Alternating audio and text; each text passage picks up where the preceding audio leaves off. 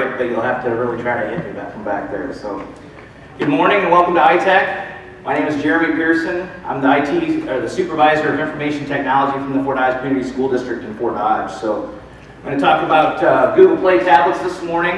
We've been using Google Play tablets for a couple of years now in Fort Dodge. We've been really happy and excited that we found these as an alternative to our iPad deployment, which we've been doing for quite a while, and we're just looking for a change to that. We're not an Apple shop, so configurator and all those pieces that you need to make an iPad deployment really work, we didn't know anything about, and we weren't really wanting to invest in. So we went down the Google path because we were doing Google Apps for Education, and wanted to stay with that platform, and then wanted an easy way to manage some tablets. So we saw some videos and couldn't believe it was really that easy, and got the stuff in and piloted, and it really was that easy. So we've been happy with our deployment, and I'm just going to talk to you a little bit about it. So we're up in Northwest Iowa. We've got about 3,700 kids district-wide.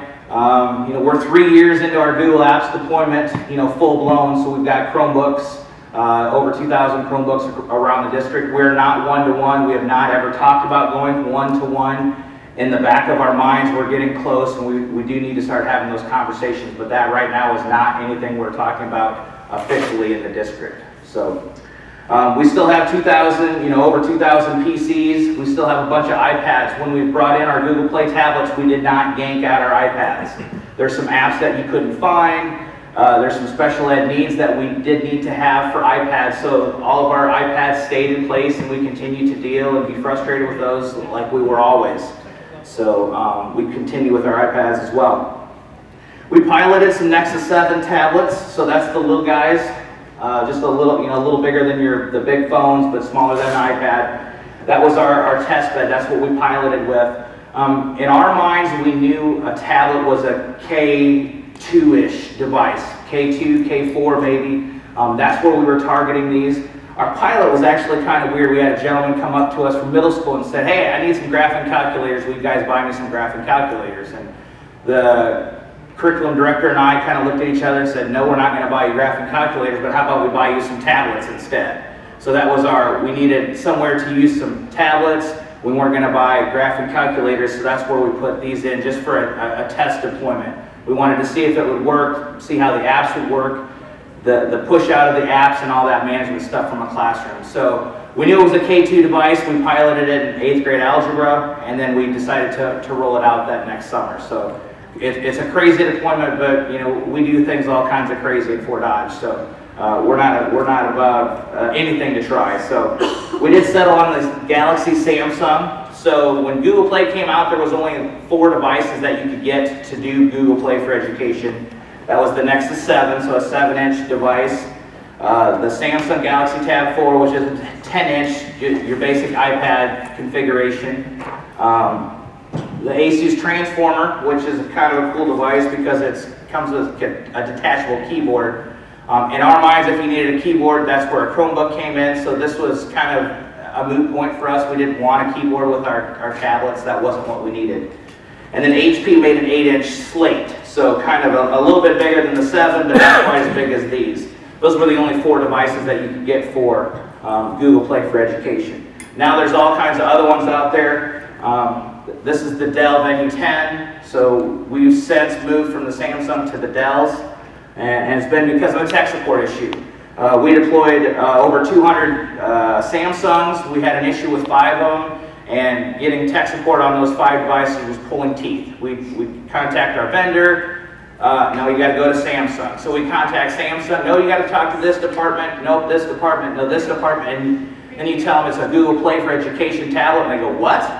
So it was a nightmare situation to deal with Samsung, and that's kind of why we've since moved away from them. When they work and when they stay working, they're great. I'm not going to bash the device themselves. It was totally a tech support issue that we moved away from Samsung for. So, and it's only been with 5 or 6 devices. So, we've deployed over 200 of the Samsungs. No issues, no problems with all of them, but, a handful. So that's our story about that. So this last year when they deployed when Google approved some more devices, we then went to the Dell, and we've been very happy. I've had a couple issues with the Dell models. We had one shipped to us with the wrong version of Android deployed on it. Their base image was wrong, so they fixed that. That was just to send back in, and they shipped me a different one. We had one dead screen, and it was a simple process that the first person I talked to dealt with us, and it was a normal, good tech support conversation like you should always have. So it's been a short time with Dell, but it's been great so far. So why do we choose our tablets? You know, for when we went to the iPads, you know, we'd unbox them and you'd spend 15 or 20 minutes typing in security keys and getting them on the network and getting them configured and then enrolling them in Meraki, the MDM solution we were using, all kinds of stuff. It was just a long, drawn-out process that we didn't like. So that was the main piece that we were looking for something else. We were not doing a very good job of managing app deployments. You know, the teachers would have to go to each device that they wanted to deploy a new app on, and they didn't like that. They wanted a nice, easy solution. We wanted to help them, and then that's where we kind of started looking around. We don't have a third-party MDM with our Android tablets. Everything is done within Google, so that's nice. That's not another piece of software we have to maintain for that. It's a totally web-based store to push out apps, books, videos, and things like that to the device. So that's kind of neat. So the teachers really don't ever touch the student tablets. The student tablets sit over on the charging stations. They just leave them powered on. Teacher logs in from home or from their desk or wherever they're at to the Google Play Store for education on the web, find the apps that they want, blast them out, it's done. They don't ever really touch the device unless they're handing those out to kids as they need them. And for us, it was a more cost-effective solution. We're not saving a ton of money, but we are saving some money from doing iPads and from doing our Android tablets instead of the iPads. So that was a big benefit for us as well. Here's just some Google Play for Education requirements, basic stuff that, you know, kind of, when you do find the documentation and finding the documentation from Google for this idea, it's getting easier, but it's not fantastic yet. Google is notorious for kind of hiding all the good information about this. So, you know, we worked with Dido to get started. That's where our tablets came from. They kind of did a one-off helping us get our domains and stuff set up and ready for the tablets. Other than that, it's kind of, we've had a few tech support phone calls, but with Google, we've had some tech support calls to try and get the process going, or what am I missing, or how do we fix this? And it's not been a super easy solution, but it's out there. You just kind of be persistent and find those people. And then just some good resources, the Google community. There's a Play for Education community that's great.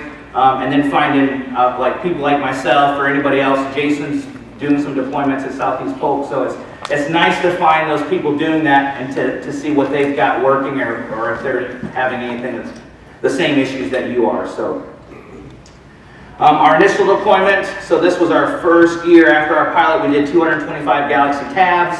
Our deployment, again, it was a K2 solution. So we put 15 tablets in 14 K2 classrooms. We found those 14 classrooms with a grant process. We have kind of went away from this process of where we evenly divide our money across our buildings, and then we target, or you know, we just kind of blanket purchase things for those buildings based on the amount of money. So our entire tech budget is now dispersed with a grant process across the district. It's open to all of our teachers. They submit a grant, which is 4 or 5 questions. It's kind of this big picture idea. You know, what do you want to do? How is this going to impact your classroom? What do you expect to see from this? You know, those kinds of questions. Get you thinking and get you explaining what your ideas are. Because we don't have enough money in Fort Dodge to basically roll this out, you know, to everybody like we should. We'd love to do that, and if we could, we would. But we don't. So we needed to figure out how we could get these devices into the hands of the teachers that really wanted them. So this grant process was how we've done this, and we are on our 3rd year for that. With teachers submitting grants for all of our tech dollars, and then we award those and give those out. So that's how this process was started. So that's how we figured out which 14 K2 classrooms got Android devices. We use a generic account method, so we just create this dummy account, and that's what the tablets are provisioned with. So each tablet has an email address and an actual user in Google. You can look all that stuff up. In the MDM solution, there is in Google, you can actually find that user. You can remote wipe those tablets should you need to do that, just like in the MDM solution. So that works well. The teachers, if a teacher wants an Android device, we don't provision it through the normal process, and I'll show you how that works. Because when you provision it, then it locks out the Wi-Fi access. They can't uninstall things. They can't do they can't do the things that you're used to doing from the tablet itself. So it basically locks that down for kids to use.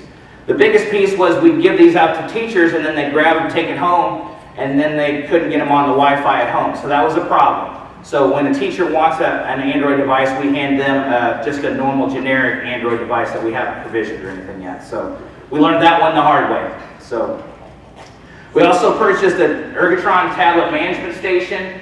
We've got some old buildings in our district, so power outlets were a problem, and we didn't want to have strings of power strips and cables and nightmares like that. So we ended up purchasing this management station so we can charge 16 tablets at once with one power outlet. And it's kind of just a little prettier solution than a row of power strips and cables and little wall work things. So that's what we've done. Do you know offhand how much that was? That's about $400, I believe, something like that. And then the Samsungs did come with silicone cases, so that was included in the price. The Dell has a hard case that is an additional purchase that we've done. So that's an option as well. We just wanted something to kind of prevent drops and things. And I have unfortunately tested the Dell case, and it works from a high table height to the concrete floor, and it did live. So that was not one that had to get called in for tech support. So it did function. So here's our initial deployment. I am glad I didn't test the sturdiness of the table first, but it did hold up. So that's our stack to get started with. Here's one of our classrooms, and here's the tablets, the management station right here. So it's just a little sexier solution. It comes with these little stands, lights up so you can see the status of where they're charging at. But it works well for us. Instead of having, like I said, when we tested them. In my office, we had power strips upon power strips, and you can only plug like 3 devices into a power strip because the wall wart was too big and covered up all those. So we did look for an alternative solution, and we're very happy with this one. It was nice. Again, here's just another classroom, so it does make it a little cleaner install, and it doesn't look like this as soon as you take them out and then the kids come back in, and it never looks like this again. But the first time, it really looks nice. So here's some kids using them in the classroom, and they find all kinds of creative ways to use tablets in their classes. So this is 2nd grade from a year ago. Right now they're recording their reading, and then they go back and watch that and critique their reading. So this is how they're using, no app involved, they're just recording themselves, and then they watch it and critique themselves and see how they do. So that's one app. Kids doing research here, so they're looking up whatever they look up, and then they're writing down their facts and doing all that research. So just another, not even app related, but just how they use that in the class. All right, so some best practices or suggestions. There's a tab inside of your Google Apps domain admin console to deal with mobile devices. And so the biggest trick is, if you're going to do this, you got to make sure that this box is checked. Enable Android Sync for users. Oh no, it's not that one. There's a Google Play button. And once you check it, you can uncheck it. So if you don't have, or you haven't done this, there's a checkbox in front of Google Play for Education. If you haven't checked that box, then you check it, and then you never get the box to undo that again. So that's the one you got to make sure you have turned on. There is a remote pin in here, so like I said, when you provision these tablets to keep kids out of the Wi-Fi settings or from doing a factory reset, you can set that in here. That was an add-on when we first got started. You did that in the provisioning app itself, so now it's actually built into the admin console, so that's kind of handy. So when you forget the ones that you originally set up 2 years ago, then now you can go in and force change that one, so that's nice. Don't be afraid when you see, the error messages on your Android tablets and things. Don't be afraid to see that. When you provision your tablets, it actually shuts the Play Store off, so you can't even get into the Play Store on the tablet itself. So from this tablet, once it's provisioned, I can't go into the Play Store and install an app on the device. That's not allowed. Google shuts that off. So you'll see these error messages because you'll get a Play Store error or something wants to get to the Play Store or things like that. So don't be alarmed. That it's normal. Google's actually documented that. It's going to happen. So don't be concerned about that one. Okay, here's just a quick look or a glance at the Play Store itself, and I'm going to walk through these actually live so you can see how this works. But it's just a nice web-based store, just like the normal Play Store. There's an EDU side, and you know I'll show you that. But with the EDU piece, they break it up into departments or English and math and science and all those kinds of pieces. They break them up into those sections for you. They'll also do grade-alike apps, so you can see where those are as well. Here's how we did a website. We put just a page on our website. We didn't really do any PD with our staff on these at all. So once I walked into those classrooms and set those up, I sent them an email that had their tablet names and their tablet group and a link to this website and said, here you go, Merry Christmas. It's all you now. And we've done very little actually PD with our staff that have Google Play tablets. So I know it sounds scary, but these teachers wanted the devices. You know, we knew they were high flyers. We were very, we were confident in them and they could get this done. We've had questions, yes. But actually doing a full-blown PD like how we're doing right now, we've not done that with our teachers and have had really no issues with them. So it's worked well. Here's some groups that we have set up. You want, when you do this, you want to build groups for all of your users. Remember I said that we use a generic account. So each user has each tablet has a user. And then we build a Google group with that. So the teacher has the option to install an app on either one tablet or their group of tablets. So with one press of a button, they can put it on one tablet or on all their tablets assigned to them in their group. So that works. That's a nice feature and it works well. I think all of our teachers always just blast it out to the entire group, but they do have the option to do the other way. Here's what it looks like from the Google Play Store. So here's an app. You can see that it's EDU. It's been approved for the EDU store. It's ad-free. There's no in-app purchases. This screen has changed. There's only an install button now. This was confusing. So the install on my device was something associated with my user that's logged into the Google Play for Education. So when I'm signed in, that's my device. So my device would be the person that's signed into the Google Play Store. So that's one way that doesn't exist anymore. Just the install button, you put your email address of the group or the tablet that you want to install, and it's done. In a minute or so, it starts showing up. In most cases, it works well. We've run into one app that 2 weeks ago was working fine.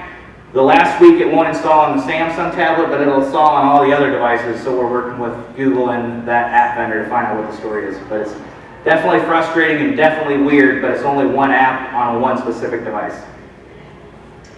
Okay, so some other things that we've run into. You can't push out bookmarks, folders, widgets, or move apps around. I can't control that from the App Store. So if a student likes to rearrange the icons and make a heart, or they want to hide them all on a last tab that nobody ever looks at, so when you turn it on, it doesn't look like there's anything on it, you can't lock that setting down from the Google Play Store. There's nothing you can really do about that. I can't push out a background. How we've kind of identified our tablets, it's super high tech. We took a Sharpie and then wrote on the back of the case. On the black ones, then we got a silver Sharpie, so we're being really creative there. The sad part is my handwriting is horrendous, so it's definitely not sexy at all. So the teachers have went around and for their 15 devices, they'll take pictures of, they'll write fit 1, or they'll have some nice 2 looking thing, so the background of that device is actually 2. So they can look at it and say, okay, this is number 2, instead of trying to decipher my hieroglyphics on the back and figure out which one it is. So they've been very creative and accepting of that fact that they just can't push that out from the admin side, or we can't do that. But that's just kind of one thing. Also, the one thing that comes back to bite us is we can't force the system updates from the admin side. So when teachers all came back over the summer and turned their tablets on, they all wanted to download the latest version of Android, and everybody hit postpone or cancel or ignore. And then we've had problems getting them to update because they don't have the updates.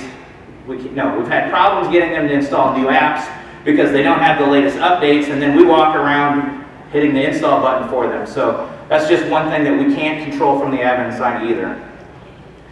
And the teacher's defense, we weren't telling them to do that. Now we tell them, hey, if you see an Android update, just hit the install or do it after school. Because it takes about a 10 or 15 minute process to go through and install those updates. So it's, in the teacher's defense, we did a poor job of informing that. So I'll take all the heat on that one. So I forgot I haven't updated this slide, but there's lots more. I'm not going to say lots. There's more than 4 Android tablets for Play for Education now. I have 4 of them here. So we've only added the one, but HP still has the 8-inch, and there's a few other ones out there as well. So we use a user spreadsheet and Google our spreadsheet. So I'll show you how our users are set up. If you're familiar with the Chromebooks, there's some custom fields for your inventory information and things that you can do on the admin side. That doesn't exist for tablets. So on our spreadsheet with our users, we actually just add in our serial numbers and our barcodes and things, so it's kind of all in one place on the tablet side. So that's one workaround. We've actually done that. I'm actually going to provision, hopefully if my hotspot holds up, provision my devices so you can see that it is easy. And it's definitely a lot cleaner than how the iPad side works. And then I'll show you the EDU interface for pushing apps and things out. So here's some good training. There's a Google Group for Education, or a Google Play for Education, Google Plus community, so that helps and that's nice. I've shared this presentation so you can get all these links and things, and then you'll just have to yell at me or email me if you have any questions along the way. So I think that's it for my slide deck. Any questions or comments or anything that you would have right now before we start demoing some things? All right. So I'm gonna show you some things here. Here's our spreadsheet for our. So this is our spreadsheet. I apologize, it's so small to zoom in on it.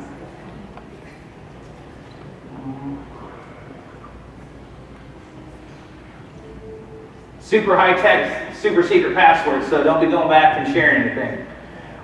So this is just our generic accounts that we have created. So, we break it down by building. So Coop is Cooper, one of our elementaries. We know what room it is, and then tablets 1 through 15.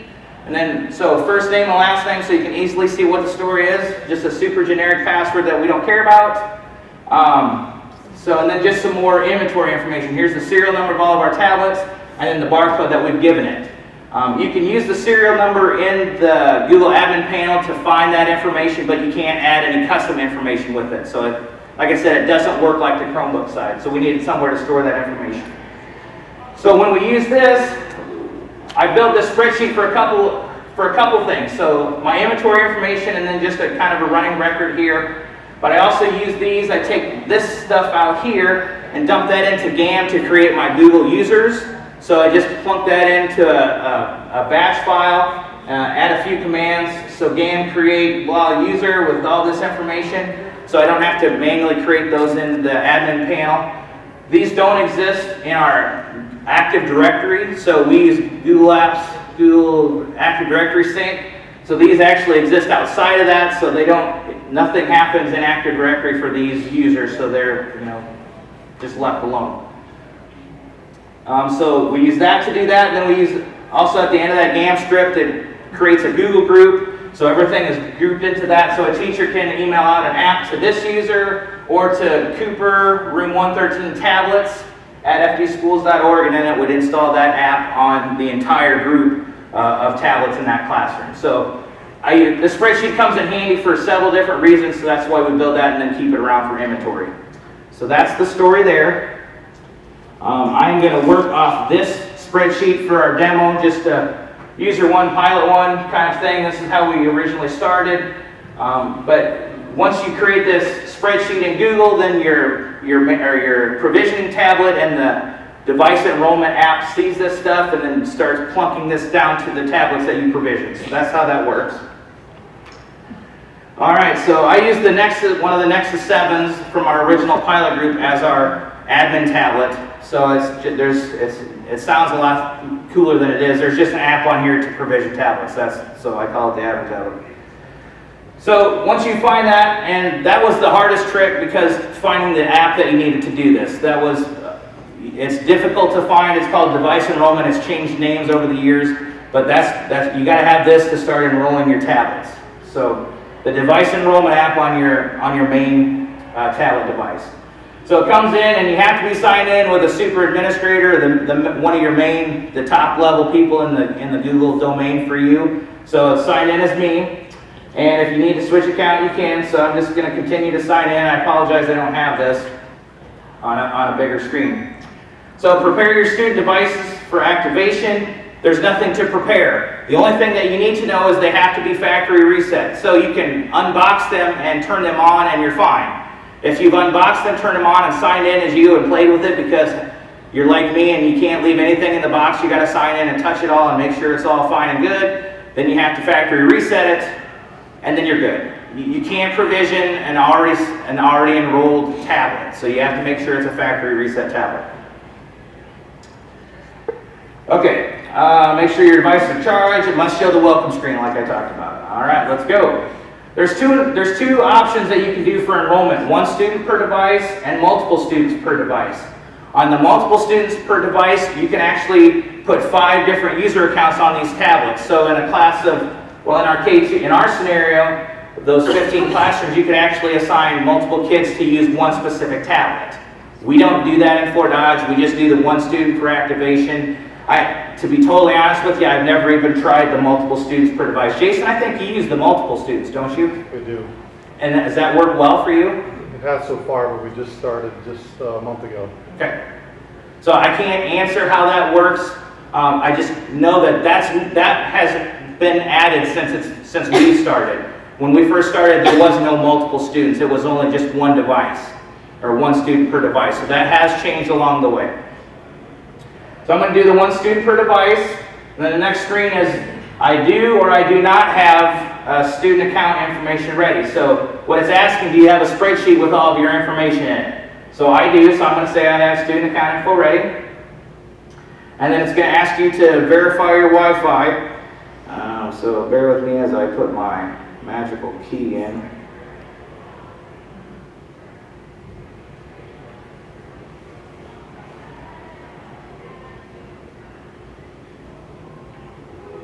Hopefully I got it. So I'm using my phone as a hotspot to emulate our district network. So I basically haven't changed any of our setups. So this is just like it would happen back home in Fort Dodge on our school network. So I'm not using the iTech network. So okay, so now it goes through my Google Drive and it finds all my spreadsheets, and then I pick the one that I'm going to use. So I'm going to use this Google Pilot Tablet Users. So then it goes out and loads that. Okay, it says, all right, there's 13 students in here. So I've got 14 rows and it ignores the header, so that's fine. And then it shows you 3 of them and make sure that that's legit. So it is. So I'm going to hit the little green check. Then it says, okay, before you start, follow these instructions for each device you'd like to activate. Turn them on. Wait for the ready to bump status. So that's on this tablet itself. That's what you'll see there. Align the student device with this one. Wait for the confirmation sound and then rinse and repeat. So it says ready to bump. And if you have all of the same models, this is a really easy process because you just hold them back to back. You don't have to kind of be creative. Since in Fort Dodge we're difficult and we like to have all kinds of different models, so then when you're bumping your first set, you don't have any idea where the near field chip is. So I'm all over the place going like this, and it's a small range, so you got to kind of know what you're looking for to aim for, I guess, if you say. So I've done enough of these now, I kind of have a good feeling where everything's at. So I got to keep these running. All right, so ready to bump. So I've got my Samsung sitting on the welcome screen. I'm ready to bump on my admin tablet. And then you just kind of, that's it. It makes a different beep and then it walks through the screen. So all the stuff when you unbox your iPad and you have to walk through all those screens and enter all that stuff, I just did that by holding this back to back, and this one's going along. So that's that one. I'm going to do a couple more. So here's the Asus. If I can keep my other one running. Ready? That one's going. My Dell did not charge last night, so here's that one.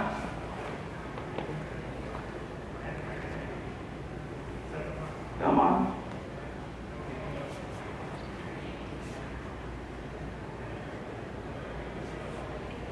The Dell that I found will actually kind of time out after a while, and so then you can't turn on like 100 of these and then just walk down the line, because by the time you get to number 10, it's kind of timed out, so you have to do kind of a restart and then go.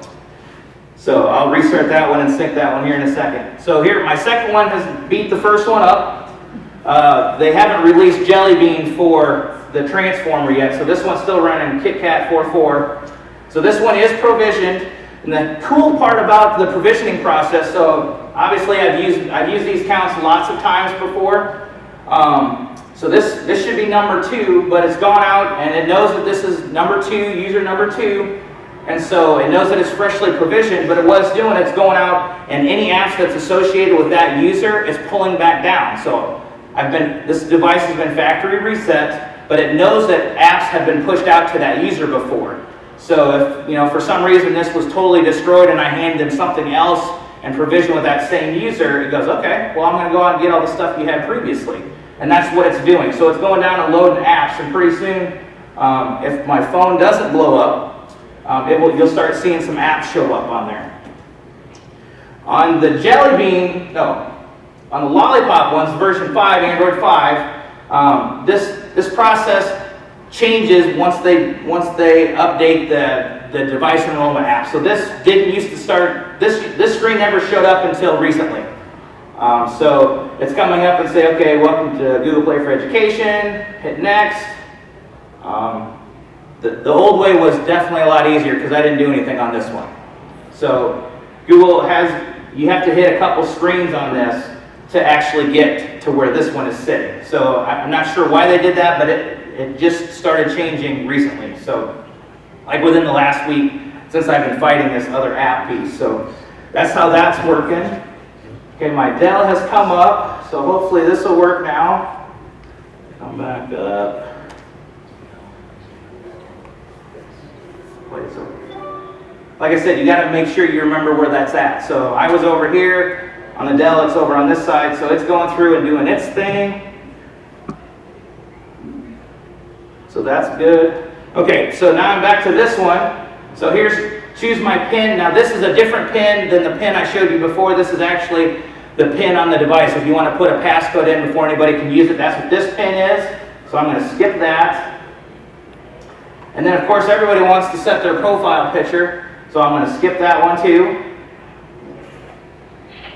And then, so I believe, yeah, that's the last thing that goes on this one. That's a Samsung thing, so never mind that one.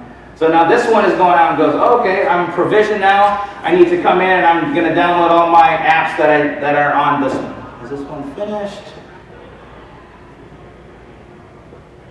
It hasn't finished, so I'm totally destroying my phone. But it will, oh, looks like it stopped. Yep, so there's an app right there. Just showed up. So it knew that it had to go out and download some apps, and it's done that. So this one is doing that. The Dell is still working, but the Dell is done.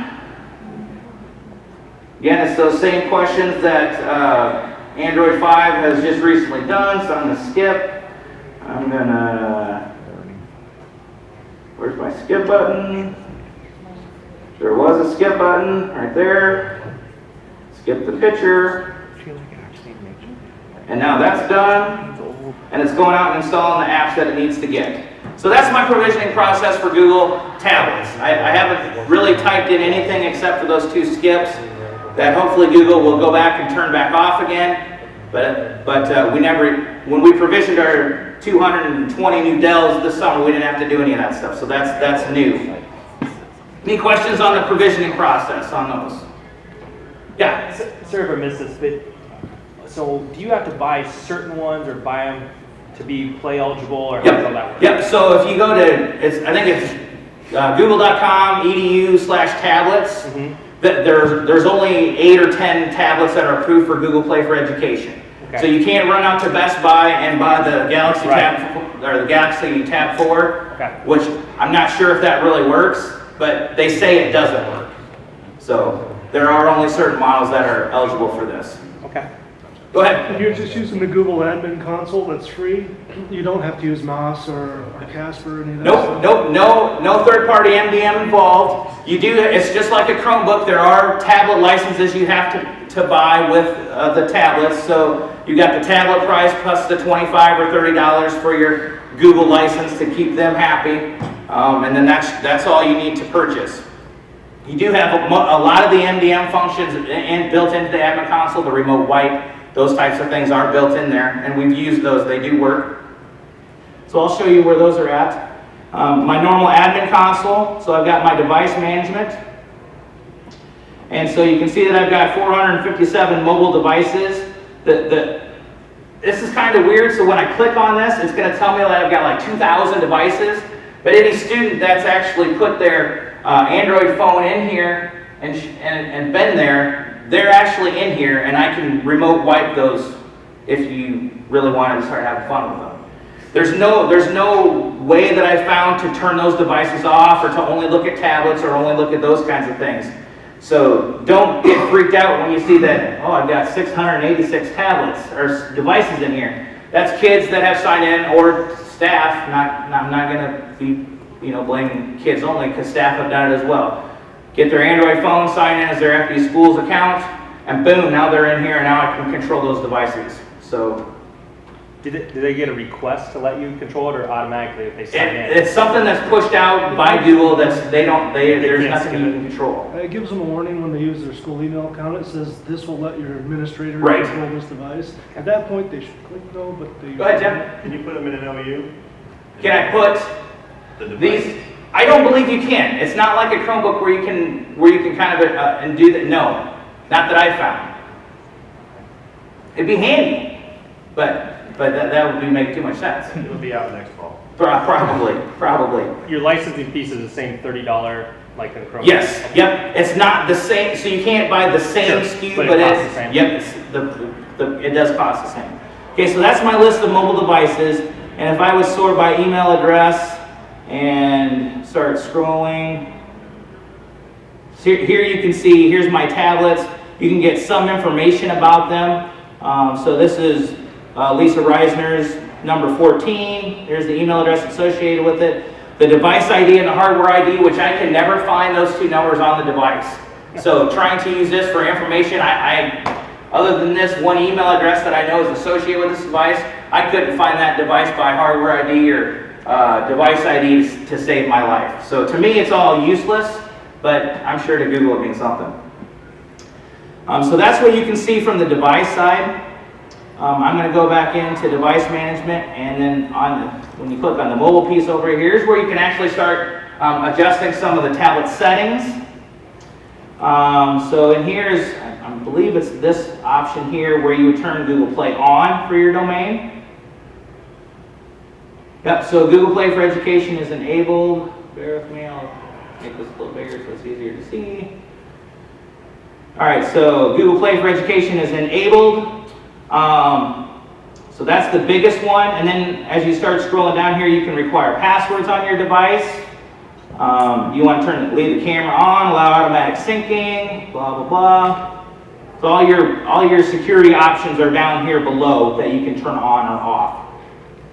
So to that question about putting them in an OU, so then can you only do, if you can't put them in an OU, can you only do one security setting for all your devices you have on your network? Yes. For your tablets. So you can't say these go to kindergarten, we do this, these go. Not that I've found. Okay. So I'm not going to tell you no, but I haven't found a way to do that.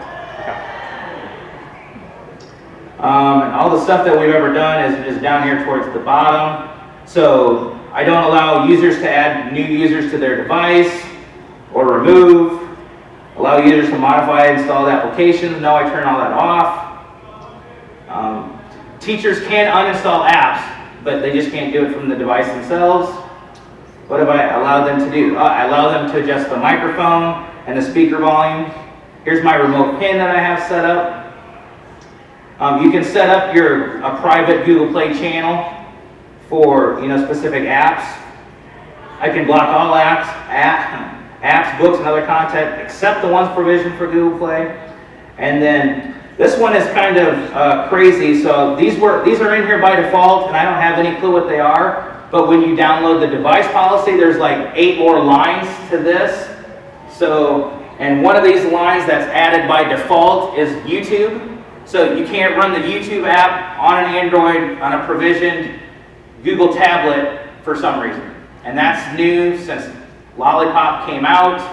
I'm going back and forth with Google right now to figure out why that is, but it's nothing that we as a district have ever done. But by default, they have the YouTube app shut off, which is totally crazy.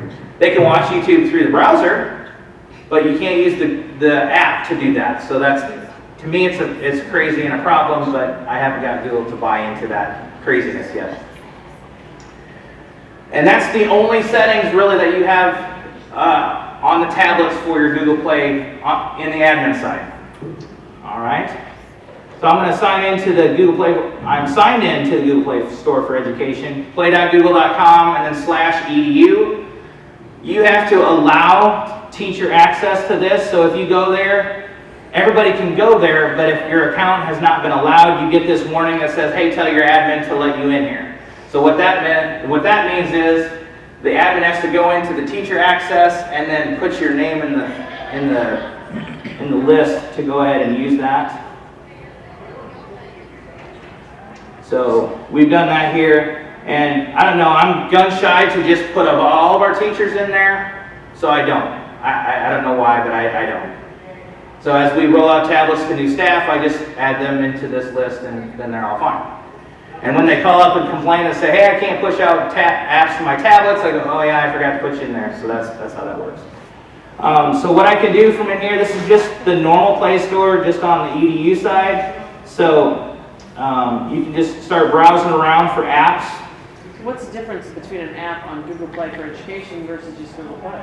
So on the education side, they actually go through and you can break it out by, let's see, where can I choose Just that? that it's organized. It's organized Okay. better. The app is no different. Yep, you're right. The app is no different, and a lot of times you can find the same apps in both places. Cheaper in Education? No, not that I found. So Minecraft, all those things show up on both sides. The one thing that does happen though is they start labeling things. So this is labeled for education. They have to do the, come on, pick one and see if it will be there. Yeah, so they have to start labeling these. So ad-free, it's in-app free, so there's no in-app purchases that a kid can click on and start spending money right from inside the app. It is an education app, so it's been labeled like that. And this one is reassignable. So if this is a paid for app, obviously. So the school district can actually set up POs, and all you're doing by setting up POs is you're saying, yeah, we're going to pay for whatever our allowed teachers purchase. So then they bank that, and then at the end of the month, Google sends you a bill, and then you pay for that, and then that's the process. So kind of like the volume licensing, or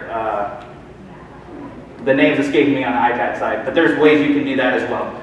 So you set that side up. We haven't ever done that. To my knowledge, we haven't ever paid for an Android app yet. Now, I'm not going to say that that's not the case. I'm not aware of any. Do they discount bulk purchasing? They do discount bulk purchasing, yep.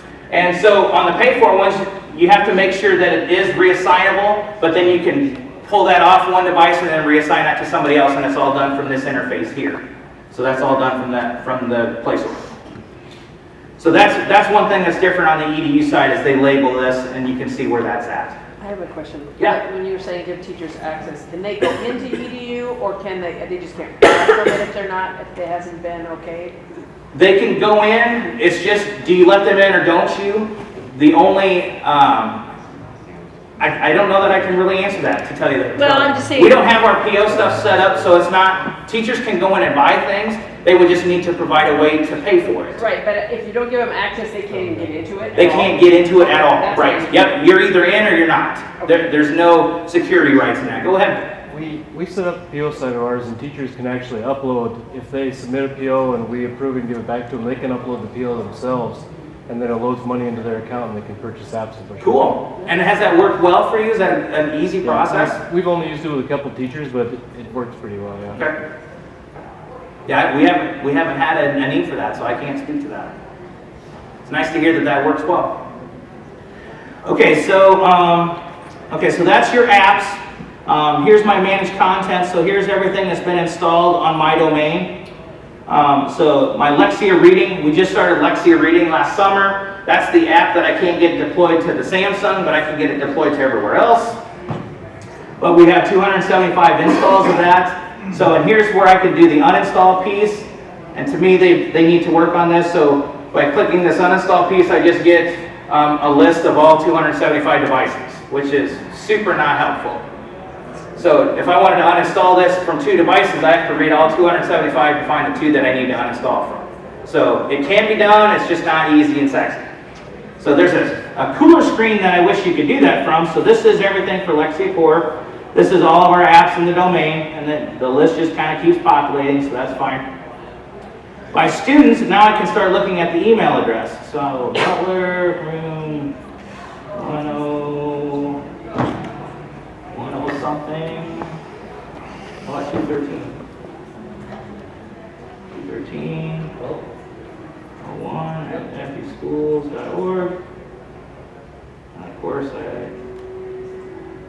213. 2. All right, let's try this again.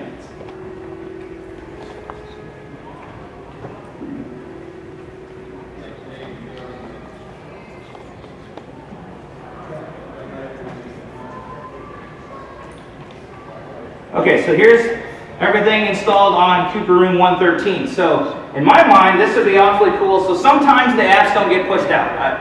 Whether it's a network issue, whether there's a communication issue, something just doesn't happen. So if I have a tablet that doesn't get the app, I just come into here, put the tablet I'm having a problem with and hit resend, and it'll reinstall that app, it'll push that back out to the app. To me, that would be awfully handy to have a second button here that would say uninstall, but that would make too much sense and be awfully easy. So I've been working with Google to try and get that one fixed as well. But again, they never buy into any of my ideas, so that's why I don't work at Google. So that's this screen, and if you can remember a user that's been out for a while, they'll have this list will be long and huge. We have Samsung that has screens upon screens upon screens upon screens of apps that are installed. So it really does work. The teachers love them. Kids just sit down and love them, and it works well. So that's really everything that we do in Fort Dodge with our Google tablets. So what other questions can I answer? Your most recent tablet, what does that retail at?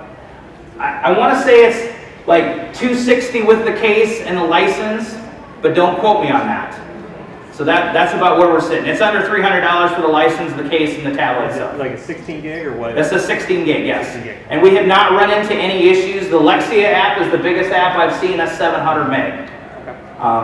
So when teachers blast that out to a group of 15, it kind of takes its toll on the wireless for a while. But we just told them to do it at night or before you go home, blast that out to them, and then they're most always there when they get in the next morning. So it's not been an issue. As for use during the day, it's been great. Wireless holds up. We've not had any really issues with ours. So it's been a great find for us, and we've been really happy, and we're glad that we made that switch. So. What is your normal class size? You have 15 tablets per It's class? usually 2 to 1. So, we weren't going to roll out 25 or 30 tablets in a classroom, and we thought if they needed to use all of them at one time, then the collaboration part was a big piece for us. So, 1 device per 2 kids was really workable in our minds with the curriculum director and myself to build that collaboration piece. So Not all the time, you know, with Lexi, it's a small group reading kind of thing, so they're only using 7, 8 tablets at a time while they walk around in their small reading groups for reading. So, but it hasn't been an issue. Nobody's complained that there's not enough tablets yet. Anything else? All right, well, thanks for spending your first 8 o'clock session with me this morning. Enjoy the rest of the conference. Thank you. Have a great day. Thanks.